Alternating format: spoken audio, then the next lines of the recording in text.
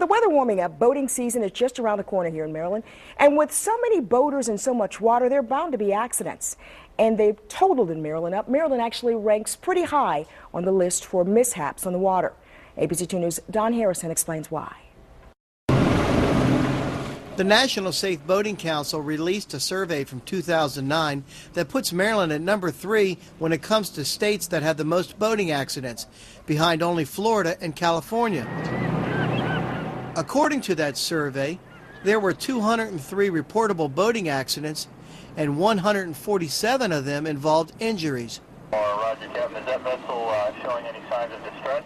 Most of the accidents in Maryland occurred in July and on Sundays. Boating's part of the culture. Sergeant Sean Guerin with Maryland's Natural Resource Police say some waterways are wide open, and that adds to the problem. It's not like on a road where somebody might be there to help you within 5-10 minutes. It could be hours before somebody can help you out in the water if you get in an accident or in trouble.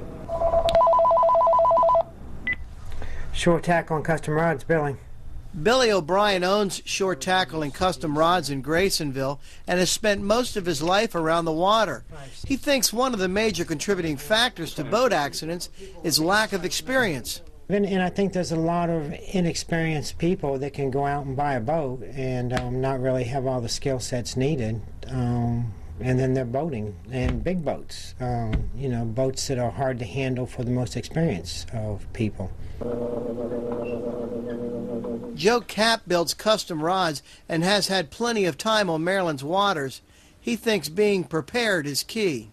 People who take boating very casually and not very seriously and go out there without charts or without any means of navigation or having a peek at what's on the bottom, it's easy enough to run into trouble. With the amount of water here in Maryland and the amount of boaters on the water, it's not a surprise maybe that we're in the top 3 for accidents, but the good news is we're not in the top 10 states for fatalities on the water. In Annapolis, I'm Don Harrison for ABC 2 News. 84% of drowning deaths in 2009 involved people that were not wearing life jackets. And ABC 2 is working to keep you and your family safe. We've got some tips from the Coast Guard. First, have a float plan with your family, friends, and marina operators. Carefully inspect the boat and safety equipment before leaving the dock, especially if the boat hasn't been used recently.